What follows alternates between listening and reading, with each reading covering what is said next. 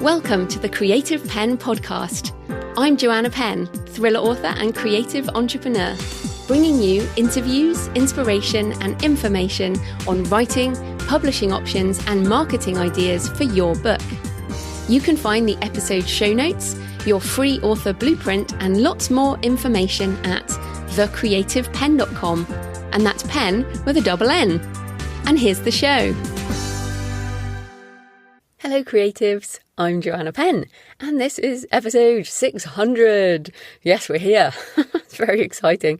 600 of the podcast, and it is Friday the 28th of January 2022 as I record this. So I'm doing a solo show today, skipping the usual segments, and I'll be answering some questions that I've kind of collated and put together from my recent podcast surveys. So I'll be covering how do you balance the artist side with the pragmatic business side? How do you improve your writing craft as a beginner and also as a later stage writer? What services and tools do you use right now for writing and publishing? What are you doing for marketing fiction and non-fiction right now, and how has that changed over time? One on mindset. It feels like an impossible job to stand out in such a crowded marketplace with millions of other books and entertainment options. How do you deal with the mindset of feeling like it's all pointless? And finally, what are the different streams of income that you have right now, and how would you like to change that over the next few years?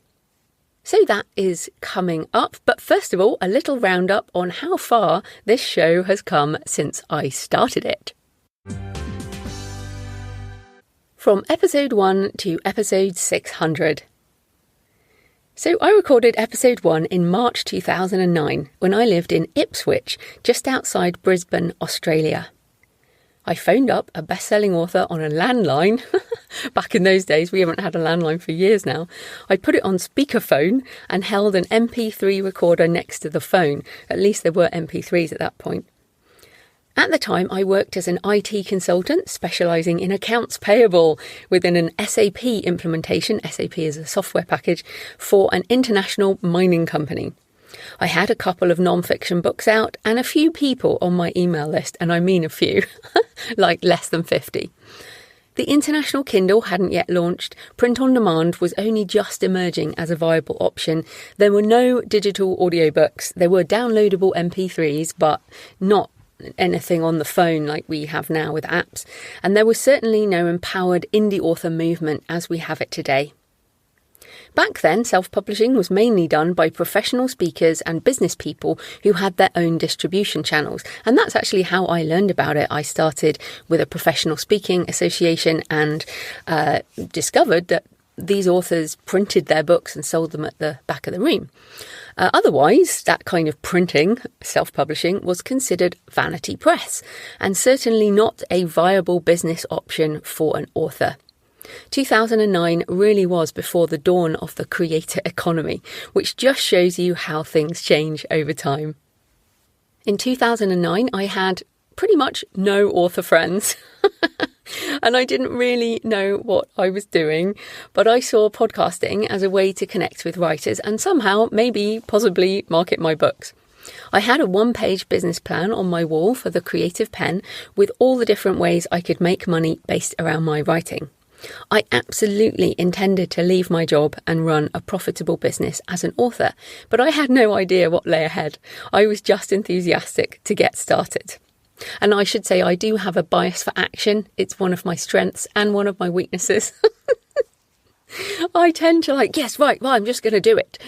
Whereas Jonathan will be like, hold your horses. Let's just maybe assess which direction we should act.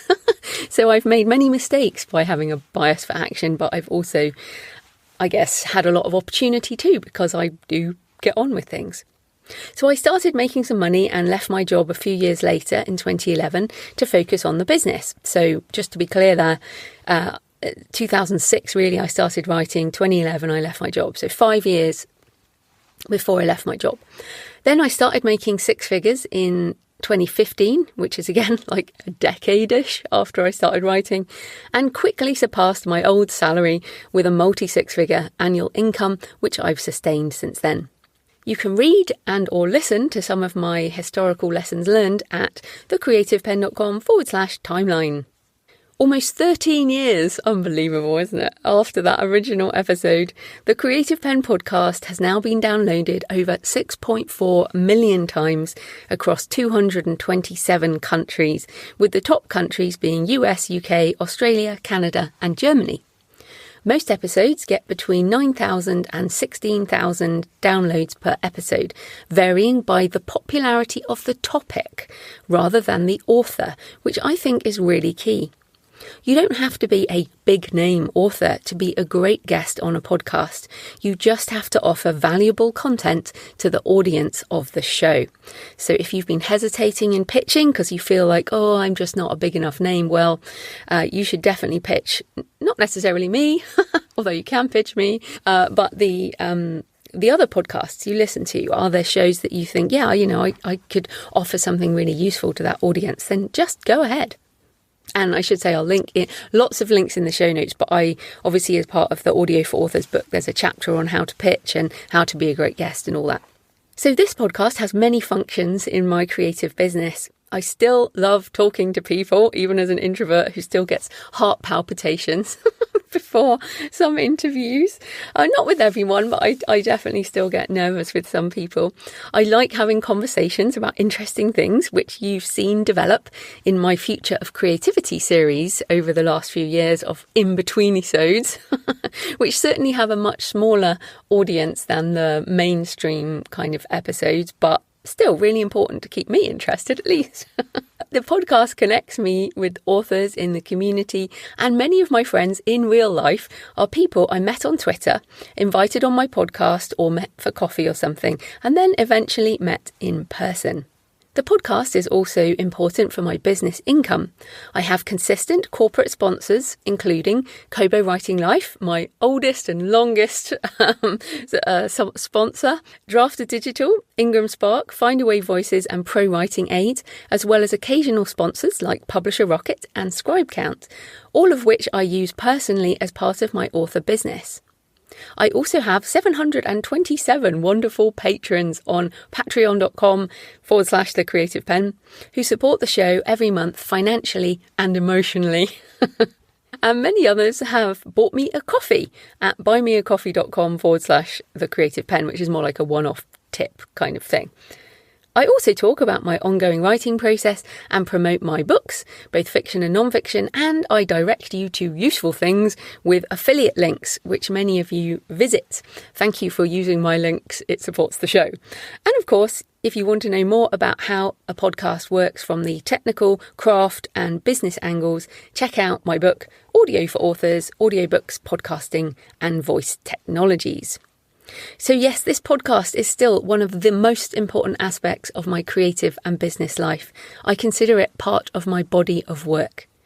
I enjoy being a curator of news, and although I was feeling burned out for a bit, as I outlined in my 2021 roundup, I now feel rejuvenated in my mission of empowering authors with the knowledge you need to thrive, especially as we move toward Web3 and what it might mean for creators over the next few years. So yes, my rejuvenation might have a lot to do with getting a lot of sleep, which I'm now getting, which is awesome. So let's get into the questions, which, as I said, I've put together from a selection. So none of the questions is an exact question from one person. They're just kind of put together to represent lots of different stages, parts, I guess, of the writer life. How do you balance the artist, writer, creative side with the pragmatic business and marketing side of being an author? So this is a challenge for every author, and it's a constant balancing act. No matter whether you're indie or traditionally published, there are parts of the author job that involve business and marketing tasks. You cannot do without them if you want to sell books and be a successful creative professional. If self-publishing or your book is more of a hobby or a labour of love, then of course you don't have to worry about it. But if you do want to sell books and make any kind of money and have a longer term career, you definitely need to grapple with the business and marketing side. Now, I love business. I think it's incredibly creative. For us, I mean, we turn our ideas into books that actually exist in the world. That feeling when you hold your book in your hand and you go, I made this. Like you've just turned these electrical impulses in your brain into a product in the world that some people hopefully will read and go, yes, I really got what the author meant there, or whatever. But it's still miraculous to me that we turn our ideas into books. And of course, we all love books, so it's just awesome. What a great job. And of course, making money with my art means I can make more art. So if you don't feel that way about business yet, then you need to change your attitude. If you embrace the business and marketing side, you will be more successful. And of course, that means something different to everyone. But yeah, you have to do this. So obviously, I've got more in how to make a living with your writing and business for authors for more detail on mindset and practicalities. So in terms of the specifics of balancing, I essentially still split my day. So weekday mornings or anything up to around 2 p.m. are for creative work, which includes first draft writing, editing, research and idea noodling, recording and editing audiobooks, and also things like this solo show, which is essentially a piece of writing that I'm now narrating or performing, because I always write everything out before I record for these solo shows, and then of course I go a bit off-piste sometimes. I also write the introduction for every interview show, so you can probably tell when I'm reading from a script and when I'm going off-piste, just like then. So podcasting for me always originates in the written word. So weekday afternoons are for business and marketing tasks, which include podcast interviews, either for my show or appearing on other shows, business meetings, email scheduling and replies, scheduling and managing ads, accounting, tax things, organising things, social media, which actually now is such a tiny, tiny part of my life, barely 15 to 20 minutes a day. I've taken everything except Instagram off my phone, and I only really use Instagram for photos, my own photos. So I've really got rid of a lot of social media. I think that's helping my sleep. The doom scrolling is dead, which is awesome. I usually work at the weekends too. Mostly just an hour or so each day to stay on top of email and business things, as these are relentless and I just don't like to leave everything till Monday mornings. I also occasionally record this podcast over the weekend, depending on my schedule. I will also go on longer research trips for my fiction and also on business conferences, either to speak or to learn. And then the usual schedule goes out the window, that's for sure. I used to have a similar split when I had a day job between 2006 and 2011. I'd get up at 5 a.m. and write, so I'd do my creative stuff before going to the job, then I'd go to work, and in the evenings I worked on the podcast, blog, social media, lessons, learning the craft and the business and everything else. So inevitably, it's a bit like a seesaw.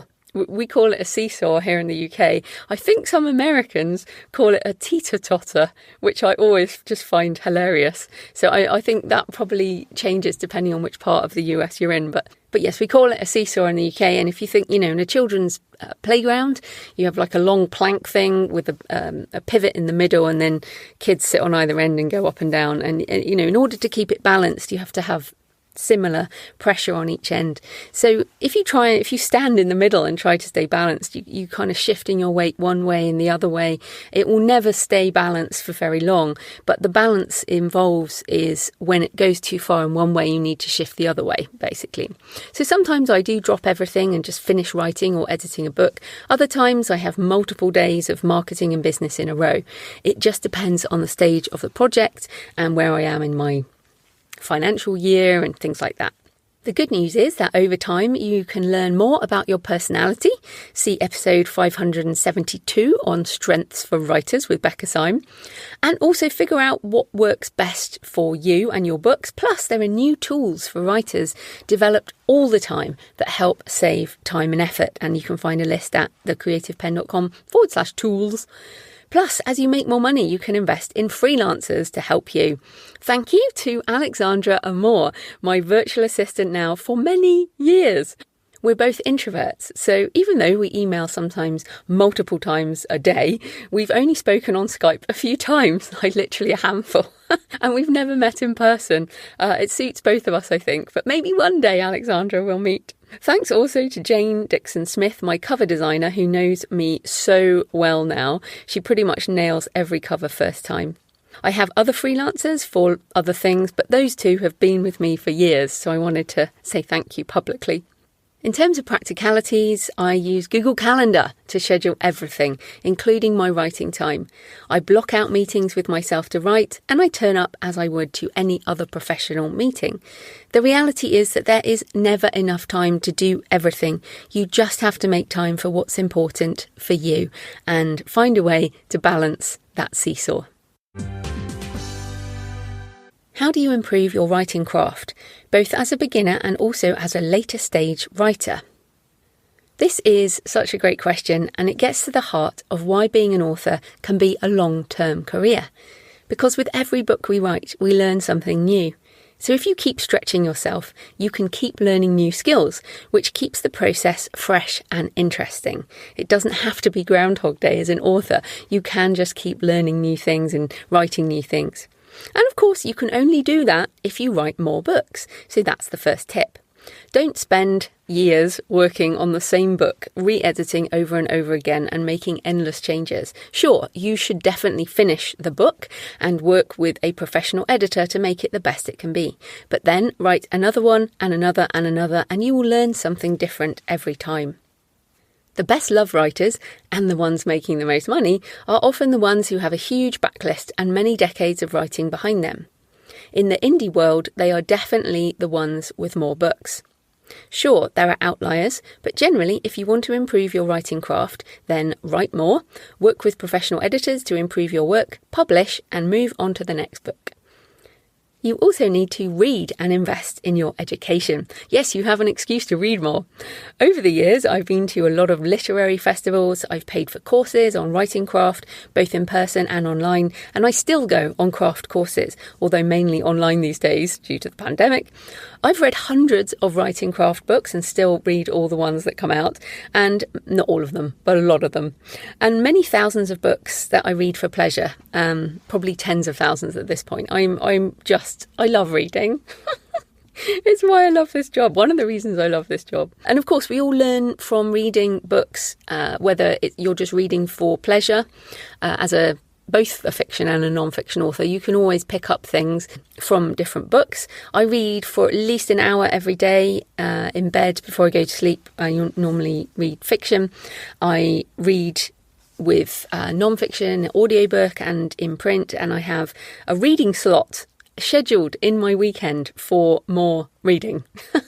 It's like a 4-hour slot on a Sunday afternoon which says reading. And I usually read 3 to 5 books a week in various formats, and I spend a large proportion of my disposable income on books. Yes, I love books, and I do think a very good way to improve your craft is by reading. If you want to win a literary prize, I recommend volunteering as a preliminary judge if you're part of genre fiction organisations, as you can learn a lot from speed reading and seeing what kinds of books make long lists and short lists of awards.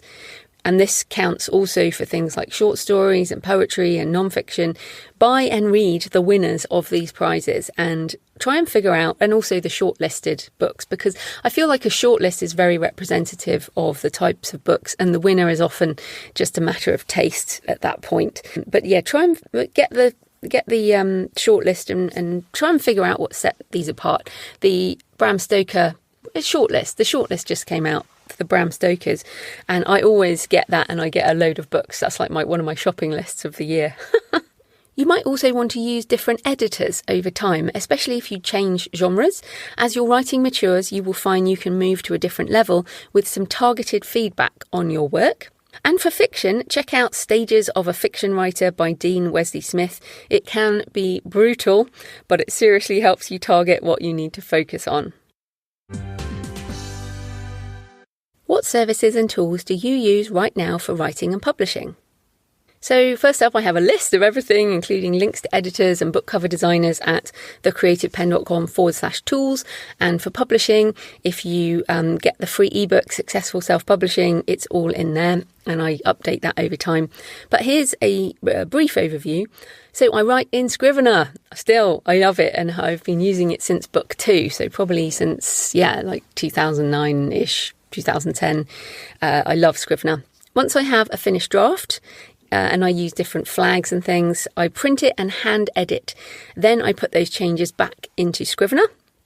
I then open the Scrivener project in Pro Writing Aid, which seriously is one of my top tools now. Like I wouldn't write without Pro Writing Aid at this point. I go through the edits according to the Pro Writing Aid suggestions, of which I only make, I make about 90% of the changes that Pro Writing Aid suggests. Like a human editor, I never make all the changes suggested. So then I print and hand edit once again, and usually I only need 2 full hand edits, and these are kind of line edit things. I do all the structuring within Scrivener. Sometimes there's a third, but not often. Now, these aren't full drafts. These are never really complete rewrites or anything like that. These are pretty much just line edits. Then I export the file to MS Word. So you just export out of Scrivener, and I import into Vellum, where I format the book. Now, this is particularly important for nonfiction, as the formatting is so important for how the book flows. So when I send it to an editor, I want the formatting to look good because it kind of informs the way it's read. Now, of course, Vellum is Mac only. You can use my link, thecreativepenn.com/Vellum. But there are lots of other options, including Atticus.io from Dave Chesson at Kindlepreneur, and other free formatting options available at various other sites. So I have a link. Also, thecreativepenn.com/formatting. So I send the MS Word manuscript to my editor and or proofreader, depending on what book it is. I have a different process for each series, each non-fiction or fiction, and I have different needs now for different projects. I then get the changes back with track changes or something, and I directly type that into Vellum. Then one more time, I run it through Pro Writing Aid just to check any final issues, and then I export for publication. I decide on my categories and keywords with Publisher Rocket. And yes, I have an affiliate link, thecreativepenn.com/Rocket. Love Rocket, use it lots. And I format the HTML with Kindlepreneur's free formatting tool. Again, links in the show notes. I currently publish ebooks direct to Amazon KDP, Kobo Writing Life, and Apple Books, and then I use Draft2Digital and Publish Drive for other stores. And I am grandfathered into Publish Drive's previous business model. It's changed since I started using them. I use KDP Print and Ingram Spark for paperback, hardback, and large print editions. I use ACX for Audible and findawayvoices.com for all other stores, although you can use Findaway Voices for Audible as well. I am predominantly wide for my books, with just a couple in KU. I also sell direct for ebook and audiobook at payhip.com/thecreativepenn, and I have a tutorial on selling direct if you want to do that too. In terms of keeping track of links, I use books2read.com, which even like in the last week has been updated with different kinds of print links. So paperback, large print, hardback, and also PayHip for audio. So I'm really happy about that. And Alexandra's just updating all my links. So getting all of those updated. It's very handy. So if you're doing any social media or email, you can just use one link and then the person clicks and they can choose their favorite store. Now, if you're new to independent publishing, you might be going, oh my goodness, that's an absolute nightmare. But actually, I've published books so many times now, it doesn't take long, just a couple of hours to do everything, really. And once everything's ready, publishing is easy. Writing and marketing are the challenge as ever. And of course, you have to find the tool. The tools will change. So hence I always date my podcast episodes. And it's kind of good to put this down in writing and on the show, because I don't keep track of that from years ago. I wish I'd had that list in like episode 200, for example, because it's definitely changed. So very few of those tools that I now use were available when I started in 2009. I couldn't even publish on Amazon because I wasn't in the US. I went through Smashwords. So yeah, things have got so much better in terms of the tools and technologies we can use. It makes it so much more possible to be an individual author making a good living with books, because every single tool that saves time just makes this more scalable. What are you doing for marketing fiction and non-fiction now, and how has that changed over time? So for Joanna Penn and my books for authors, my website gets a lot of traffic based on several thousand articles and podcast episodes posted since 2008. I have my author blueprint, which gets dozens of sign-ups daily, and that's been my call to action since day one. Although, of course, I update the blueprint every few months, and I actually just did it a week or so ago, and that's at thecreativepenn.com/blueprint. I have this podcast, of course, and that's brought people into the ecosystem for years. And again, the call to action is the blueprint. I have a series of non-fiction books, all linked with metadata, and I now pay a freelancer hired through Reedsy to manage my Amazon ads for non-fiction. The books are available in all formats, and I narrated most of the audiobooks. I occasionally do Facebook ads, but not often. And again, when I have done it, I have actually hired someone through Reedsy. And if you want to use my link, it's surprisingly thecreativepenn.com/Reedsy. For social media, I have Twitter at The Creative Penn, which I started in 2009, and I use Buffer to schedule tweets from my content and other blogs. But social media really is a tiny part of my author life now. It was much, much bigger early on. And that's basically it for non-fiction, except for ads. It's the same as I've been doing for over a decade. It's still content marketing 101. Put useful, interesting, entertaining or inspirational content out for free, attract people to your ecosystem, especially to your email list, and eventually they might buy something or click a link or something. It still works, and it's the foundation of my business. For my thriller, dark fantasy and crime fiction as JF Penn, I mostly publish books in series, and I've basically just used free first in series or limited deal promotions on first in series over and over for years and years. Content marketing for fiction is having books or short stories or novellas for free that attract people to your other paid books. And I have a mini course on content marketing for fiction if you want more details at thecreativepenn.com/learn. I have my email list at jfpenn.com/free. And for social media, I have Instagram and Facebook at jfpennauthor. But as I said, it's mainly for photos and book launch ads. You know, I might put a post up and then boost it or something, but I'm really not a massive social media user anymore. I also have my books and travel podcast and blog, which does attract some readers from my fiction and is getting more and more traffic. I don't just podcast there, I also put up sort of blog posts with pictures from my walks and my travels, and mainly I love doing it for inspiration, and at some point I will publish my travel memoir pilgrimage series. I have 2 books in draft and potentially another one by the end of 2022. So I really need to get going on those. It's always about time, really. So it's interesting to consider that even though there are new marketing tactics all the time, the principles remain the same. Write great books, preferably in some kind of series, linked in some way. And even if you write standalones, you can still put things in a series. So my books for authors, they're all standalone. You don't have to read them in order. You don't have to read them all, but they are linked by branding. The cover design is all similar.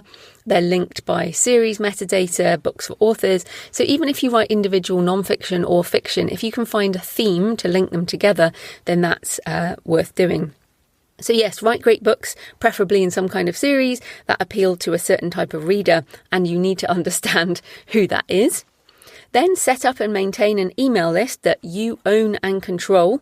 So regardless of what happens to the publishing companies, you will always be able to sell books. Find a form of ongoing content marketing that you can sustain for the long term. For me, that's podcasting for nonfiction and previously blogging, and also using free first-in series for fiction, and attract readers into your ecosystem this way and into your email list. Then, of course, if you have the time and budget to get into paid ads, find ones that work for you and use those to boost your sales. But this usually works best when you have a decent number of books and usually in a series. So your sustainable marketing might be TikTok videos or press releases for media appearances or live events or Instagram reels or targeted ads or whatever else you can sustain for the long term. And the tactics will keep changing. But the focus is always bringing people into your ecosystem so you can grow and maintain that relationship over time. And time in the market really matters. For both book sales, marketing, brand building, community, all of it. One of the reasons this podcast continues to attract and retain an audience is because I've been doing it for so long. I've changed the format and the content and the focus as I've changed. And I share my personal journey along the way, and that changes every week. But time matters. And I know it's so frustrating if you're just starting out, but time flies. I mean, we've been in this pandemic for almost 2 years. And in one way, it feels like forever. And in another way, it feels like it's gone really fast. And I feel that's the same for my author career. It's both gone really fast and been super, super slow. That's just how time works, I guess. It feels like an impossible job to stand out in such a crowded marketplace with millions of other books, as well as TV and film, games, music and other entertainment options. How do you deal with the mindset of feeling like it's all pointless sometimes? And look, I know it's hard and we all have days like that. Definitely, I don't know anyone who doesn't have days like that. And if you're starting out, it's really frustrating to hear that you need to build a backlist if you want to be successful. I remember hearing it from Dean Wesley Smith and Chris Rush and Bob Mayer, who've all been around publishing for decades. And I used to get really annoyed with it. The early indie superstars also, like J.A. Comrath, Bella Andre, Barbara Freethy, they came out of traditional publishing with a ton of books that they got the rights back for. So when I started in the indie space in 2008, I had nothing either. I mean, I had like one book and I didn't have an email list. I had nothing. Like all of us, we start with nothing. But also back then, we didn't have the marketing options we have now. So yes, there's more competition now, but there are also so many more opportunities.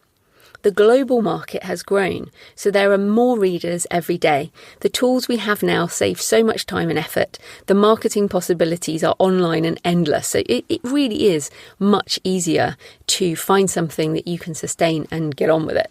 Really, it's about changing your attitude.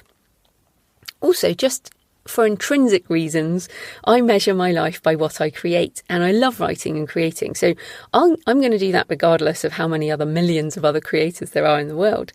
And in fact, even if I got the huge movie deal and the big money and never had to work again, I would still write and probably podcast in some form. I also want to reach readers with my fiction and other authors and readers with my nonfiction. So I just keep putting my creations out in the world in different ways and trust that the right people will find them. Attraction marketing is absolutely the heart of what I do. And here we are all these years later and it works. It still works. You're listening for a start. So create for the joy of creating, then put your work into the world consistently for years, and find a way to reach readers that you can maintain consistently for years, and things will happen. They might not be what you expect, but things will happen. What are the different income streams that you have right now, and how would you like that to change over the next few years? So right now I have income from book sales in multiple formats on multiple platforms and multiple languages, and also licensing revenue from foreign rights. And I'm always open to licensing deals. Just email me, joanna@thecreativepenn.com. I also have podcast income from corporate sponsorship and income from patrons at Patreon and buymeacoffee.com. Plus, I also have affiliate income from the tools and services that I recommend, which are always companies I use myself in some way and essentially stake my reputation on, which is why I'm so picky on who I accept as a sponsor. So I also have course sales. Check out my courses at thecreativepenn.com/learn. I used to have speaking income, but that is almost zero now, as I do some speaking events, but very few.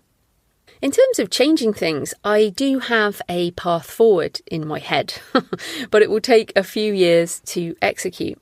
I want to make everything evergreen, but that will mean dialing back the income from courses and also from this podcast and any nonfiction that needs new editions every few years. It means writing more fiction and short stories and evergreen nonfiction and streamlining my backlist so that the reader journey is an easy route through the series and able to be automated with email autoresponders. I want to ramp up book sales, obviously, don't we all? And I want to increase licensing revenue. And as we move into Web3, I have a lot of ideas for things I want to create and new business models that I think are emerging. Listen to episode 601 coming up this week for more on this. I've also focused on my investments over the last 7 years, which I talked about on the Choose FI podcast in their episode 181 and in episode 469 on FIRE for Authors with Brad Barrett. And FIRE is short for Financial Independence, Retire Early. Note, I am not a financial advisor or legal advisor. This is not financial or legal advice. I do have a list of recommended money books and podcasts at thecreativepenn.com/moneybooks. So the financial independence model has an accumulation phase where you buy assets, essentially. Then a distribution phase where you live off the income generated by those assets. The author business model can have the same kind of approach. You create your intellectual property assets, then by licensing them in different ways, you receive income from those assets, hopefully for the term of copyright, 50 to 70 years after the death of the author, depending on jurisdiction. My plan is to keep creating new intellectual property, license it, and streamline the marketing more effectively, so I can focus more of my time on creation, and also spend more time travelling, walking, doing book research trips, having fun with Jonathan and my family, and generally living. So I hope to be further in that direction by episode 700, and hopefully by then the pandemic will be over and we can all get back into the world again. And so, to end episode 600, I want to ask you a few questions, as I did at the end of episode 500, if you were listening back then. First of all, what were you doing in March 2009 when I started this show? Where were you living? What was your job? Were you writing? What did your writing situation look like? And what writing goals have you achieved in the almost 13 years since then? If you haven't achieved the goals you wanted, then why not? Were they the wrong goals, or did you need to refocus? What lessons have you learned along the way? And what do you want to achieve by episode 700, which should be around January 2024, which is weird to even say out loud. I'd love to hear your thoughts on this episode. Please leave me a comment or tweet me at The Creative Penn or email me, joanna@thecreativepenn.com. I'd love to hear your thoughts. And thank you. Thank you for listening, for sharing the podcast with author friends and on social media and email and everywhere. Thanks for buying my books and products and those of my guests. Thanks for supporting me by being a patron or buying me virtual coffee or using my affiliate links or heading over to the corporate sponsor websites. Thanks for leaving reviews on the podcast apps. Thanks for tweeting me at The Creative Penn with your thoughts and pictures of where you listen, and for leaving comments on the show notes or the YouTube channel, or emailing me with how the podcast has helped you. Thank you. I wouldn't continue this show unless you, the author community, still found it useful. My recent survey and my wonderful patrons have told me that it continues to be useful, even in a very crowded author podcast space, certainly far more crowded than it was when I started. So, yes, I'm committing to episode 700, creatives. I don't know what the coming 2 years will bring, but I'll keep sharing the journey, and I hope you'll come along for the ride. I'll be back this week with an in-between-isode, episode 601, and in keeping with my focus on futurist topics, it will be a discussion between me and Jay Thorne on NFTs and blockchain and what we want to see from an NFT platform for books and what we think the opportunities are for authors in the next few years. We quickly cover the basics if you're new to NFTs and blockchain, and then delve into a whole load of interesting things.